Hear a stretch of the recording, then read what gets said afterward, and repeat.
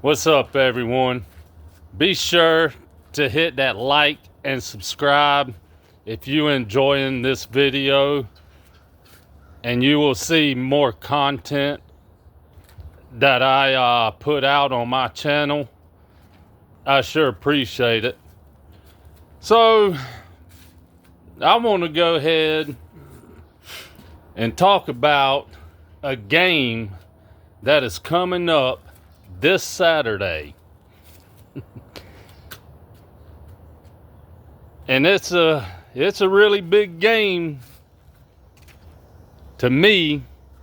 Now, I don't know if it's going to be the game of the weekend, but it will be a huge game.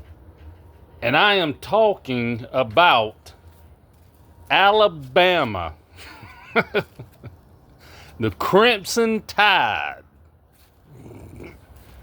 coming to Athens, Georgia to take on the University of Georgia Bulldogs.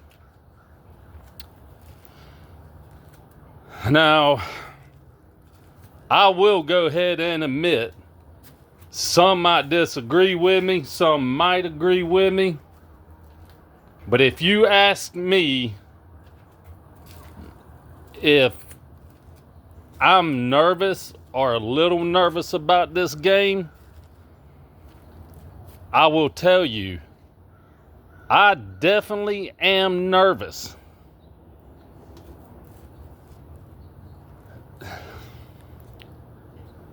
Georgia had issues on defense 2 weeks ago against Tennessee. And I'm going to tell you what hurt Georgia's defense.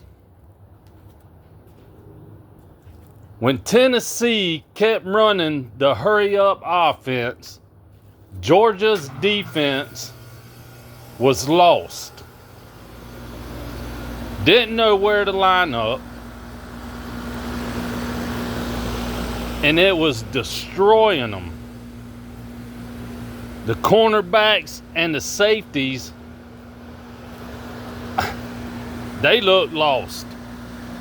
They didn't know who they should cover or where they should be at on the play. And every time Tennessee ran that hurry-up offense, the receivers were destroying Georgia's cornerbacks downfield and creating space and getting open. Now, if Alabama's offense does the hurry-up offense, I'm afraid it's going to hurt Georgia. I'm afraid once again their defense will be lost just like it was against Tennessee.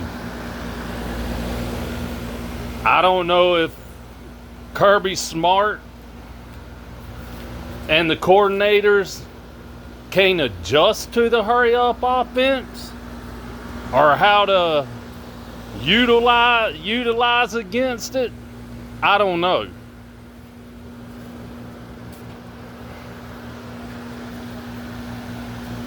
But that worries me about this game coming up Saturday.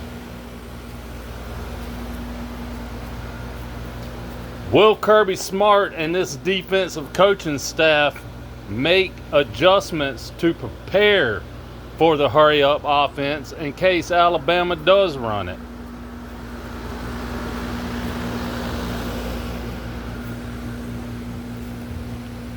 Our defensive back coaches, I don't know how they coach these cornerbacks, but it is a given and it's common in football, and you learn it growing up. You have to keep your eyes on the ball when you are running downfield with the receiver. And it seems like Georgia's cornerbacks don't even do it. Why? Georgia had opportunities besides the interceptions that KJ Bolden got. Had opportunities to have a few more interceptions, but it seems like they don't turn their head around and look for the ball.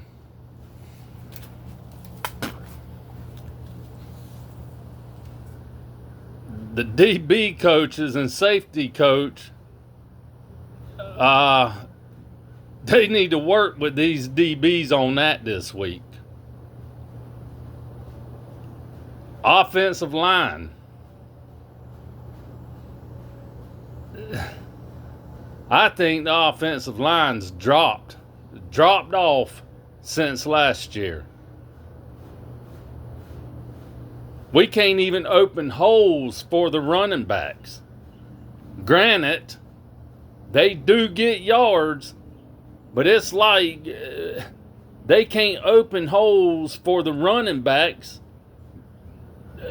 to get downfield, to run 20, 30, 40 yards. Don't know how Stacy Searles is coaching the offensive line. If offensive line don't get better throughout the season, to me, I think Stacy Searles needs to go, and Kirby Smart needs to bring in a new offensive coordinator or offensive line coach. Yeah. Speaking of that, I about said offensive coordinator. Speaking of that, I'm going to tell you what bothers me and irritates me about some of Bobo's play calling and why I don't understand he keeps doing it and it don't work is these bubble screens. Yes, Zachariah Branch did score a touchdown on a screen. Didn't surprise me a bit because he's the fastest player on the team and he can create his own space and he's fast. But when you keep doing bubble screens and it is not working, why do you continue to keep doing it? Just like this running up the middle. Bobo kills the offensive drive. When he calls plays to run it up the middle 3 times in a row, then you're hurting offense because then the defense knows you're in a passing situation. It's like to me, Bobo don't open up plays. Feel free to comment down below and let me know how you feel about some of the play calling that he's called so far this season.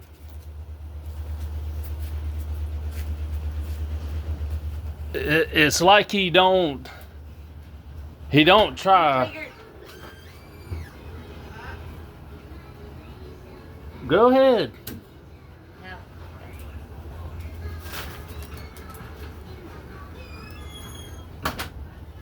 It's like he don't try to throw off the opponent. It's like he don't mix plays up. That's got to get better. Especially against Alabama and their defense. The running game has to get better. And I'm not blaming it all on the running game because offensive line has to do a way better job and much better job for these running backs.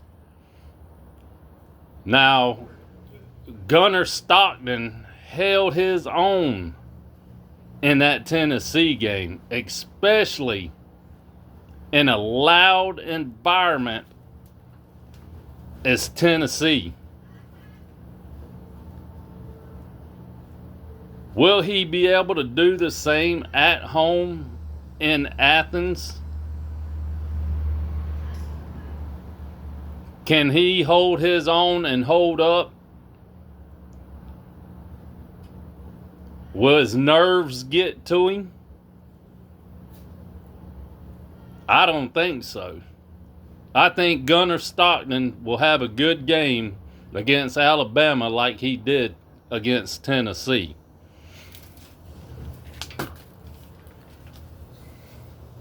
Now, we do need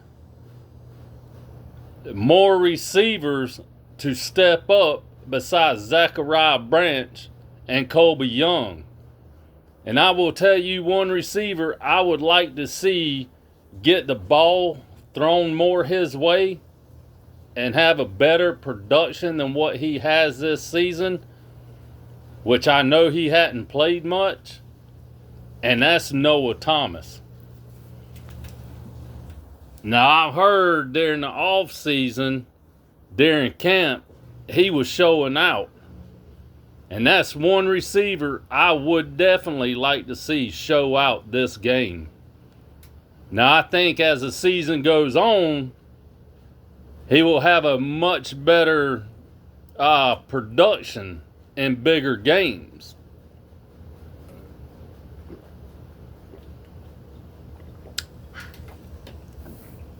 But we can't just rely on two receivers to get us through a game.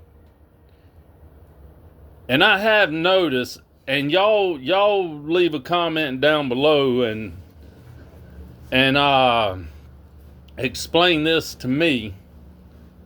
And I don't know if it's because we don't have big time tight ends like we did when we had Bowers, but why hadn't Bobo used and utilized the tight ends that much this year? We've hardly seen the ball thrown their way. I don't know why. I can't answer that. So y'all answer that for me.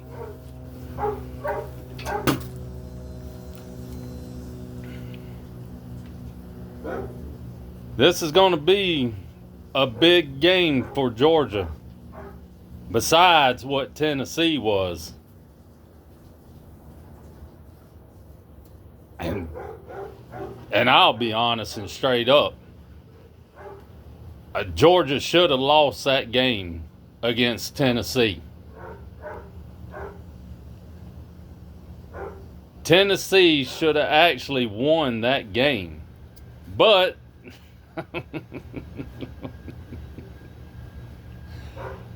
like they say, a win is a win.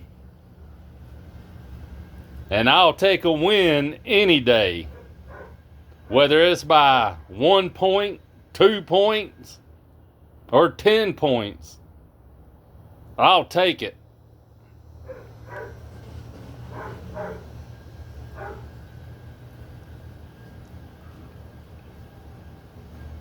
Can Georgia's defense put pressure on Alabama's offense and get pressure to Alabama's quarterback? That quarterback has been killing it so far this year for Alabama. And he's a transfer out of the state of Georgia.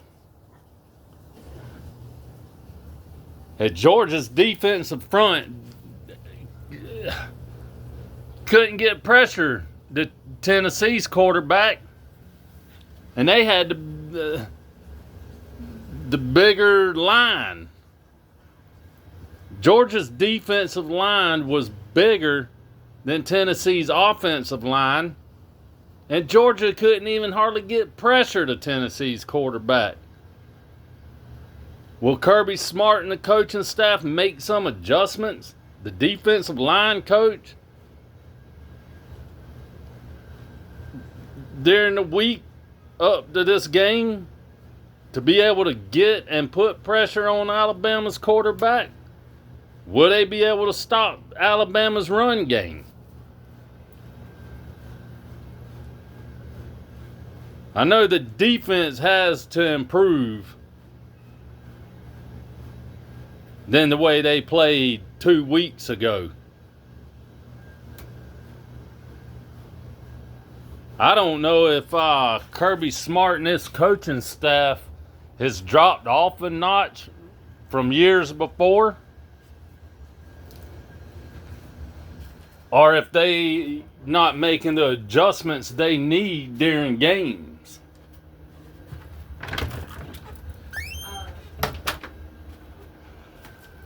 I guess we'll find out Saturday.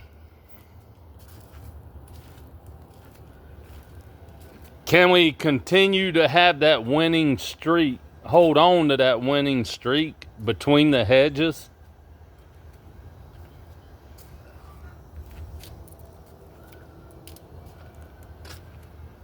We got by one big game. Can we get by another one?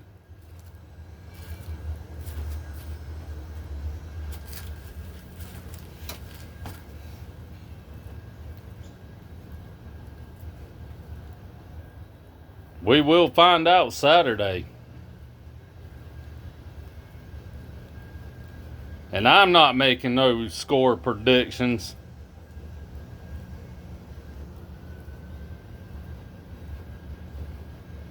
I think this game is going to come down to who has the ball last.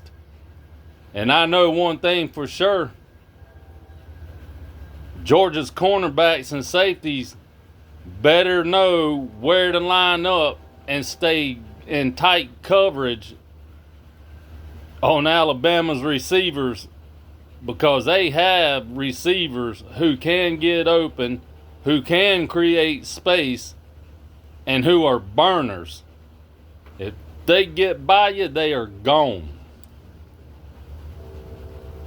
They can score at any given moment. Whether it's a short yard pass, they can take it to the house, or whether it's a deep ball downfield.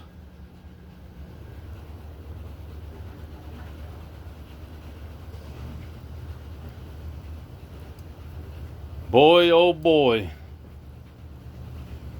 Yeah, I think I am a little nervous about this game.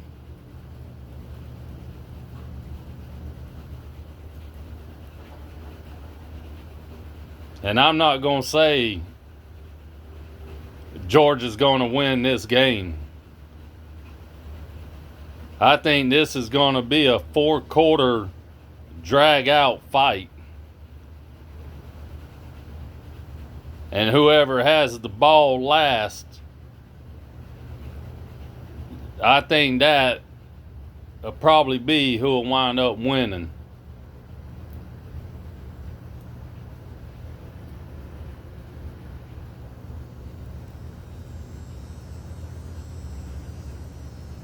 It's not but Monday,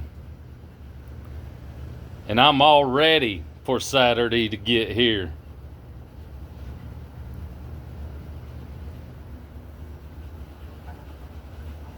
Once again, y'all be sure to hit that like and subscribe if you like this video, and you'll be able to continue to see more videos that I put out. I sure appreciate you watching, and like always, go Dogs.